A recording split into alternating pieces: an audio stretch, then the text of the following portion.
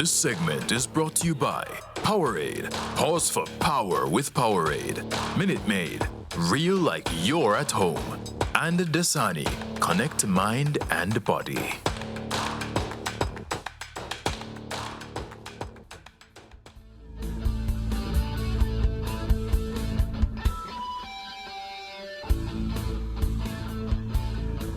Why are you frightening me, young man? I was ready. Welcome back to the Sports Pack Zone. LeBron James and the Lakers suffered their 7th loss of the season, stumbling at home to Cleveland Cavaliers on Sunday. These are all these Sunday results. So confirming the Cavaliers beating the Lakers as Mariah brushes her hair. The Raptors beat the Bulls. The Grizzlies took down the Wizards. Jazz over the Clippers were the 4 games played on Sunday. Our NBA expert, Alister Albert, zones in for this conversation. No need to beat around the bush, Alister. LeBron and the Lakers not going so well. We thought after the first 4 or 5 games that, okay, well, it's just early. Give them some time to settle down. But it's not settling. And even though there's still a huge chunk of the regular season left to go, I think a reasonable person invested in the Lakers' prospects ought to start worrying about what kind of team they're planning to support for the rest of the campaign. Yeah, it's true. I think it hasn't shaked out really well for them so far. Despite the marginal difference and improvement of Russell Westbrook's play coming off the bench and sparking, a lot of the energy and some of the wins the 2 wins that they had and everything. But yeah, this team is still just not hitting on all cylinders and literally not hitting shots. They're still quite putrid from 3-point range and also even just in 2-point range as well. So the team does need a little bit of a shake-up, and it's a bit sad to say that because, it seems like they're kind of getting a little bit of a momentum. Russell Westbrook, I think, had bought into a little bit of the passionate pleas that Darvin Ham had put into him in terms of telling him, just trust me, coming off the bench will be good for you and everything, and it's done that, but it just hasn't sparked many wins. And what I attribute that to as well, excuse me, is that the team is just not very organized. It doesn't seem like they're very organized. They're leaders, 3 leaders on the team, ball-dominant guys, AD, LeBron, and Russ. And it just doesn't seem like the team knows who they should go to at critical moments. Guys are taking a lot of step-back 3-pointers. They're not using their size. So, if this trend continues, it's going to be much of the same for the Lakers this year. Well, it's kind of a strange question, but I'll put it to you nonetheless. With this Lakers cast, with everybody else playing at the level that we've seen since the start of the season, and everybody's injury profile the same as we know them to be, AD, dodgy history, and so forth, with all things held constant, ceteris paribus, except LeBron James, meaning if LeBron James were prime-time LeBron James, would this team's results be different? I believe so, because if you just look at LeBron's body language and just ability on the court, he's a little bit of a short of a step. LeBron tried. I was looking at some footage of him like in his early Cleveland days, and even when he played the second stint with Cleveland after he left Miami, and he was just a little bit quicker, a little more explosive. Now LeBron looks like he's kind of lumbering up the court, and when he gets into that triple threat position, whether when you're trying to figure out what move he's gonna do, it's almost predictable. Guys are just being able to collapse in on the zone on him, and he's forcing and struggling to make shots at the rim. So I think a prime LeBron James would have been just a little bit quicker, a little bit more invincible. But I think we're starting to see a lot of that invincibility wear off. And he's settling for way too many jump shots and open threes. The last game quite a few air balls thrown up, about 2 or 3 that I noticed in the game. And, it's just taken away from the identity of LeBron, who is a guy who is a multi-threat player. And it seems like he's just settling for something that isn't him in terms of 3-point shooting. So I think if this continues this way and LeBron continues to play this way, I think that's why a lot of the GMs around the league are saying that he's no longer a dominant player, and they probably need to shift away from that mentality. Yeah, that's what that question was intended to bring out, that analysis on that point. Well, despite yet another defeat for the Lakers, it was some off-the-court statements by King James prior to the Cavs defeat that have dominated the news headlines. When asked to comment on Kyrie Irving's suspension for a tweet about a documentary promoting anti-Semitism, LeBron said this, quote, "I believe what Kyrie did caused some harm to a lot of people. He has since apologized, but he caused some harm. It doesn't matter what color your skin is, how tall you are, what position you're in, if you're promoting or soliciting or saying harmful things to any community that harm people, then I don't respect it. I don't condone it." LeBron James said.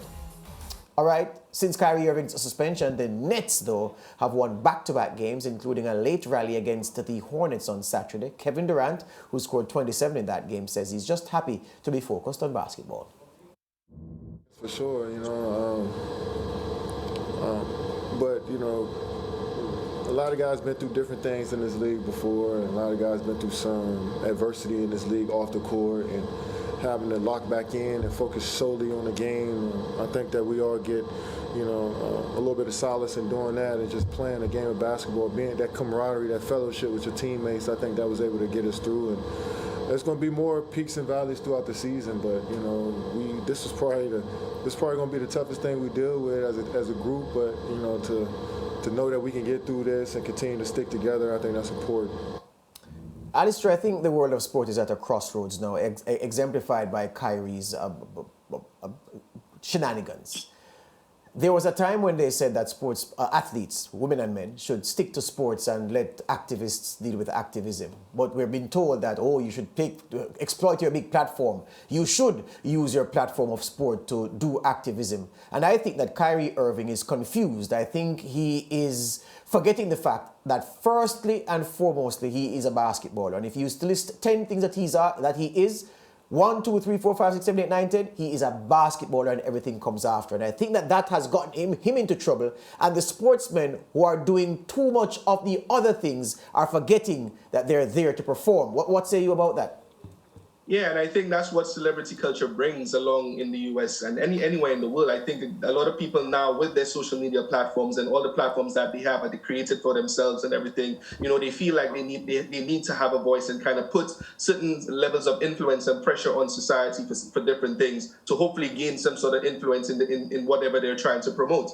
And when guys do that, it's all well and fine when you see they're doing it in the right tone and they're not tone deaf about what they're doing. But it's really important for guys when they decide to speak out to be really knowledgeable about what they're saying, and so they avoid certain pitfalls and trip ups and slip ups from the tongue when they're being asked certain questions. What Kyrie has done, he's just shown that yes, we understand you're trying to be enlightened, you're doing a lot of reading, you try to make that very clear for the last 2-3 years, but it shows that, he's just not very knowledgeable on just PR and damage control, one thing, and the topics that he's talking about. Because you can't put out a tweet on the platform promoting the film, which he said he wasn't promoting, but you will. Once you put it on your platform, you are promoting it, and not kind of put any context to it. You will lead people to believe certain things about whatever it is that you post. And, that's caused just a major distraction. And I was listening to Kevin Durant's statement there about, it's just been, the toughest thing they've had to go through. But it kind of seems like from the 3-4 years that they've been with the Brooklyn Nets, every single year has been a tougher thing to go through with Kyrie being on the team. And it's tough. He's been suspended, which was the right thing to do. They say a minimum of 5 games. We'll see what happens. Something came out in the media that says today that the Nets have given him a list of things to do, maybe designed specifically because they know that he will not be able to complete them, which might lead to him being off the team. So you have to watch that a little closely. But, with him being off the team, the distraction is gone. And KD, like he said, is just getting back to playing. He's averaging 31.5 points a game. It's really, and they've kind of gotten into a little bit of a momentum. They're following KD's lead, and the team is doing all right. But Kyrie just needs to kind of just be careful with what he's saying, man. Choose your battles and choose what you're saying. And if you're going to get into those situations where you're going to talk about things that are difficult, just maybe stay away from that conversation, because you're right. Basketball is your thing. You're the expert at that. Stick to that. Without Kyrie, will KD be able to sustain the team? Because in basketball, we love to talk about the big three and, the importance when it gets to the playoffs of having a backup. KD isn't the spring chicken that we know from before. So as much as we say, Kyrie needs to check himself, what about the Nets and their performance without Kyrie when KD needs him? You know what I'll say to that, Mariah? I think, the team has actually been better without Kyrie Irving. And, he's averaging 27 points, 5 rebounds, 5 assists this season. And, that's a lot of production that is being missed. But it allows certain players to step up. They brought in Royce O'Neal. Ben Simmons, yes, hasn't been very good. But, he still has a little bit of time to try to gain some sort of momentum. They have enough shooters on that team. And Kevin Durant is more than capable of leading a team. He's done it, with good players, better players, lesser players. When you see they played against Milwaukee a couple of post seasons ago, and they missed getting to the Eastern Conference Finals just because the length of his feet. It shows that he could carry a team. It's just he needs certain levels of help and all that. And yes, Kyrie will be good, but I've always kind of questioned Kyrie's impact on the court, especially in being a leader. When he was with the Cleveland Cavaliers, his first seasons, he didn't really take them anywhere. When he was with Boston, we saw what happened there. And when he's on the Nets, I think he kind of takes opportunities and confidence away from some of his teammates. So I actually think that they're better off without him, despite his production. But, that's left to be seen. We'll see what happens, if he comes back, what he brings to the table. But I actually think the team is much better off without Kyrie Irving, and letting Kevin Durant be that undisputed leader and letting the team follow his lead. Thank you very much for that, my friend. The time is up. We'll talk again very soon. No problem, guys. See you later. All right, the NBA continues later on your home of champions. Devin Booker and the Phoenix Suns go head-to-head with Joel Embiid and Philadelphia 76ers. That game being played in Philly, 8 p.m. Jamaica time, 9 p.m. outside. Suns, 76ers, make it a date. Sports Max.